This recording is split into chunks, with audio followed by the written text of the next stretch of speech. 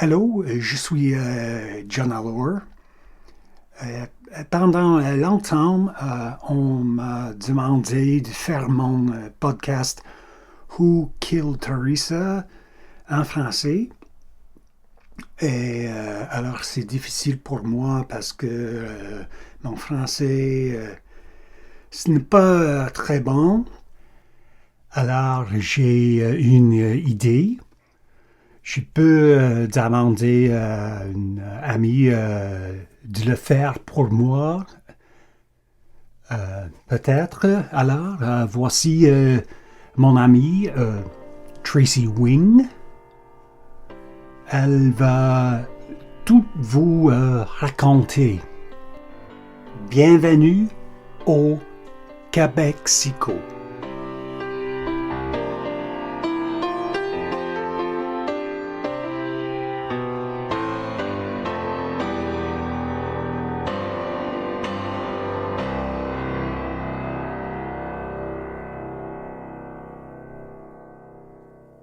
En janvier 1968, un avion Lotter de Avion des Forces armées canadiennes a franchi et pénétré la glace hivernale du lac Memphremagog et a coulé jusqu'au fond du lac.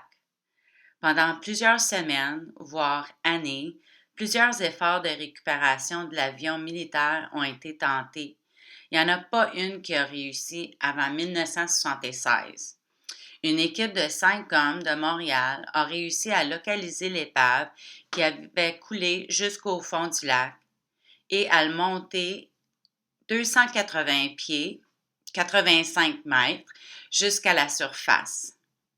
Cette histoire a été racontée à John lorsqu'il prenait un bol de café à Sherbrooke. Quand il l'a entendu pour la première fois, il n'a pas cru le gars. John pensait qu'il l'avait inventé. Au mieux, il a probablement confondu une série d'événements. Quand John a quitté le Canada pour son domicile aux États-Unis, il a fait des recherches. Il a été étonné de trouver que mot pour mot, c'était exactement comme il lui avait dit, sauf que quelques petits détails. Moi-même, je n'ai jamais entendu cette histoire. C'est pas mal comme les autres histoires vraies que John raconte. Mais je connais le lac Memphremagog. Moi, j'ai grandi à Stansted. Je me suis baignée à Cedarville, qui est à quelques kilomètres de Georgeville. Le lac Memphremagog a 51 kilomètres de long. Il y en a 38 kilomètres qui sont au Québec et les autres 13 sont aux États-Unis. Alors moi, quand j'étais jeune et j'allais en bateau avec des amis, que ce soit aux États-Unis, tu sais, à Newport ou à Beebe, là, nous on appelait ça Cedarville Beebe. On passait la frontière, puis il y avait un petit téléphone sur le quai. On prenait le téléphone, puis on leur disait qu'on s'en allait à Newport, ou vice-versa, on leur disait qu'on s'en allait à Magog. Il fallait dire le nombre de personnes qu'il y avait dans le bateau, il fallait dire combien de temps qu'on était pour être parti, mais ça, là, dans les années 70, 80, même 90, c'était comme ça qu'on traversait les douanes. C'était pas mal international, mais c'est des villages qui sont très rapprochés. Alors, juste à garder ça un peu dans votre esprit quand vous allez entendre l'histoire. Alors, le 7 janvier 1968, un avion Otter de Avion des Forces armées canadiennes du 402e escadron axillaire, 11e escadre de l'aéroport de Saint-Hubert, près de Montréal, s'entraînait à atterrir avec les skis sur le lac Memphremagog dans les cantons de l'Est du Québec. Réal Bernet, 18 ans, était sur le quai de Georgeville, un village à 8 km sud de Magog, très proche des frontières américaines. Il a vu l'avion parcourir la moitié du lac lorsque soudainement l'un des paliers de ski a percé la glace. L'avion coulait rapidement, mais l'avion a ralenti lorsque les ailes ont touché la glace. Le capitaine d'aviation Morrow est le premier à sortir en plongeant pendant une très courte période dans l'eau glaciale avant de remonter sur la glace. Le pilote, le Flight Lieutenant Evans, voulait rester avec l'épave. Par contre, il s'est rendu compte qu'il ne pouvait pas ouvrir sa porte. Morrow a crié à Evans de sortir rapidement. À ce stade de l'événement, l'avion avait coulé jusqu'au fuselage de l'avion. Evans a réussi à sortir le long des ailes, rejoignant Morrow sur le lac glacé. Et comme un vrai estrien ou townshipper, M. Bernet a sauté sur son skidoo et s'est rendu sur le lac. Malgré le vent glacial, la neige et l'incertitude de la surface gelée du lac pour sauver les militaires. Ils m'ont seulement demandé si la glace était correcte et si j'étais sûr avant de grimper dessus, a-t-il dit plus tard. La motoneige a déposé les deux aviateurs à la maison McGowan, renommée depuis l'auberge McGowan. L'auberge est connue pour ses repas gastronomiques et vaut le détour aujourd'hui. Mais je suis sûre dans le temps, surtout peut-être même dans la prohibition, il y a plein d'histoires là, qu'on pourrait sortir de Georgeville, j'en suis convaincue. Alors, ce serait bien à votre prochaine visite, votre souper, de ne pas oublier de demander aux employés de l'auberge McGowan s'ils connaissent cette histoire ou d'autres.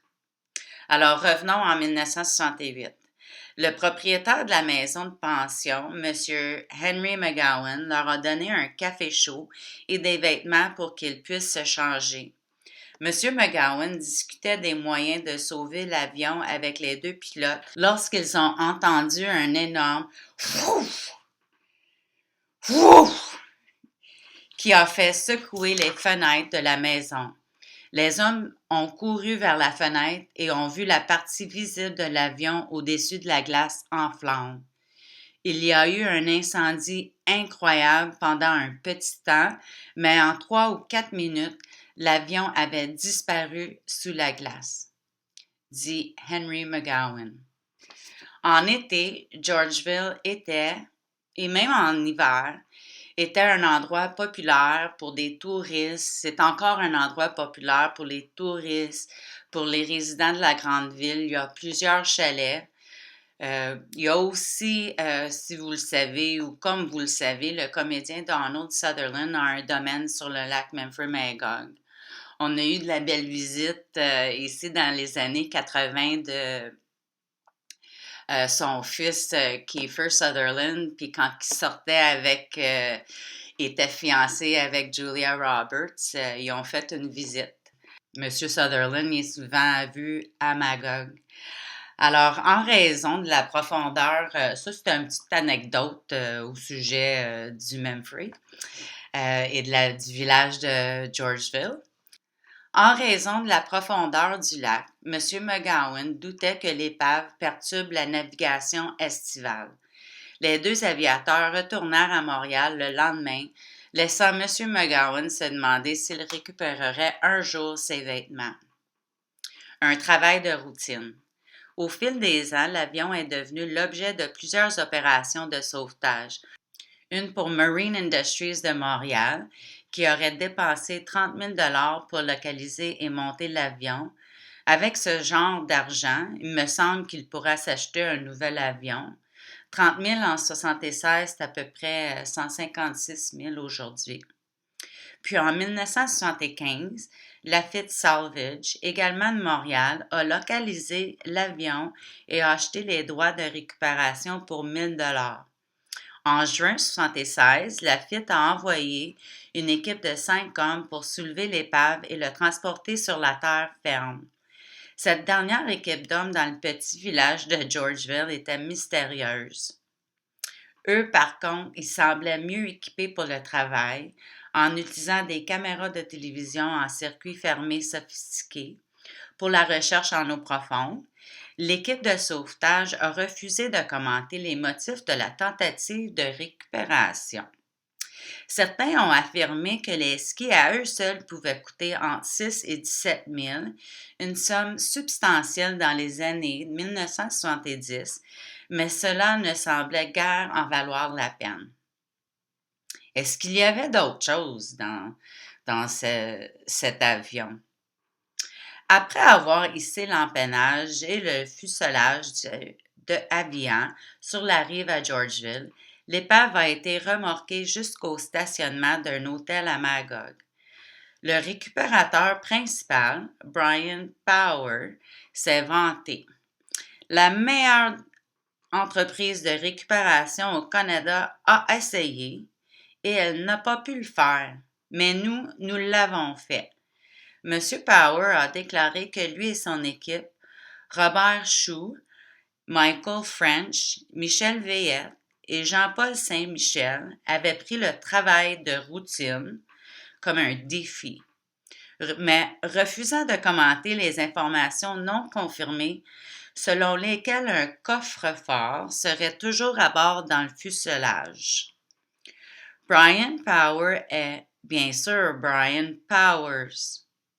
Je ne sais pas s'il y avait eu une erreur de frappe sur les journaux ou s'il y avait juste, c'est comme ça qu'il s'était présenté. Mais Brian, c'est Brian Powers avec un S. Et maintenant, vous devriez reconnaître les noms de Michael French et Bobby Chou. En fait, moi, je n'appellerais aucune activité entreprise par les membres du Satan's Choice Motorcycle Club comme routine.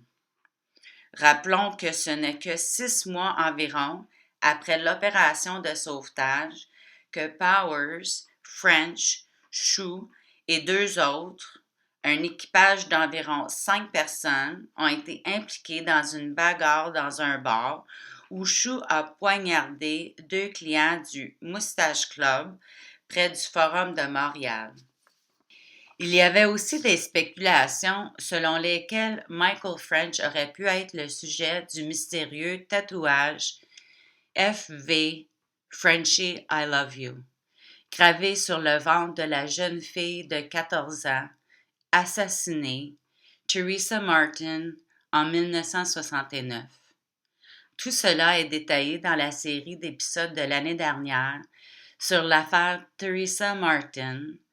Vous pouvez trouver ces balados et ces titres sur le www.theresaallard.com. Alors, c'est www.theresaallore.com. Tous les textes inscrits ils peuvent être traduits en français. Alors, si on voit un peu d'intérêt pour ce genre de balado, nous pourrions faire la traduction de la majorité des histoires que John a écrites sur audio pour vous, pour voir votre histoire du Québec, surtout dans les cantons, là, c'est quand même intéressant. Dans grandes villes, là, puis les Laurentides, là, tu sais, on n'est pas bien loin de tout ça.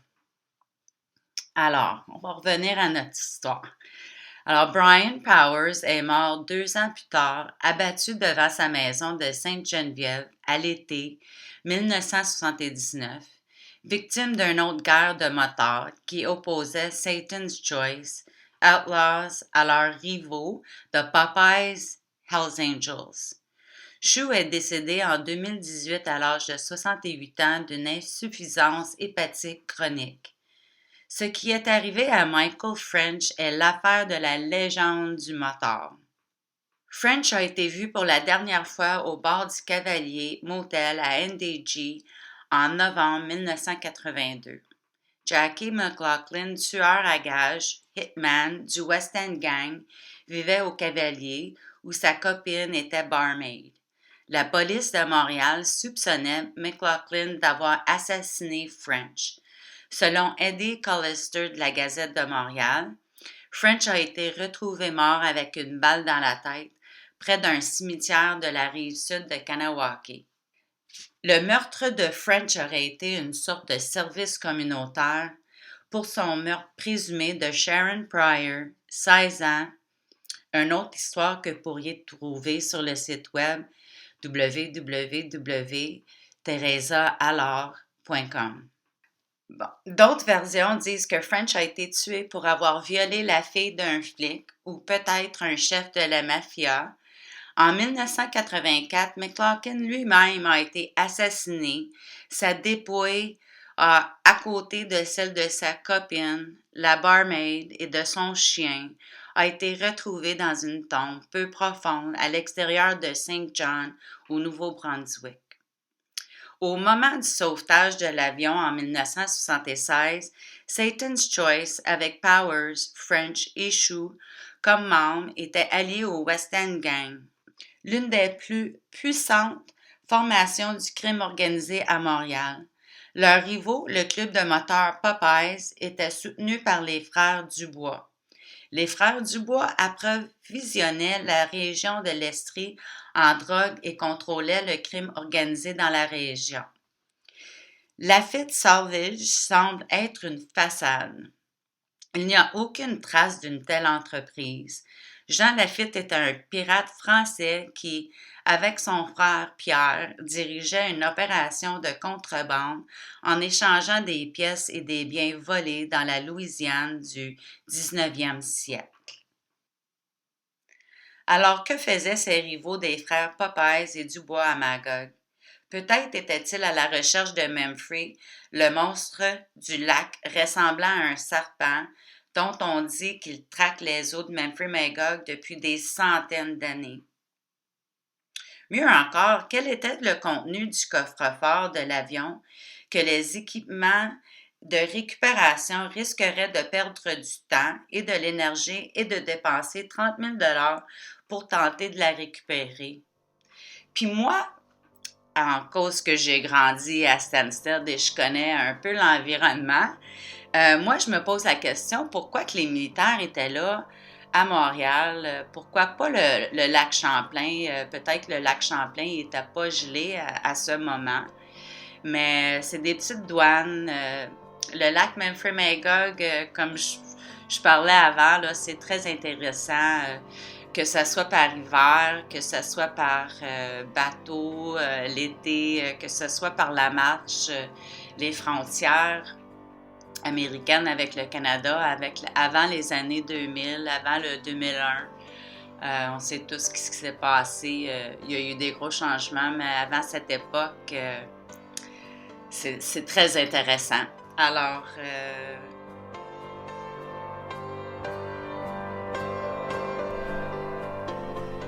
OK, l'histoire d'un avion perdu. One of our aircraft is missing. Qu'est-ce que ça veut dire? Qui sait? On le saura peut-être. C'est ça. Merci pour votre attention. Québexico. Je suis Jean Allard. Passez une bonne journée.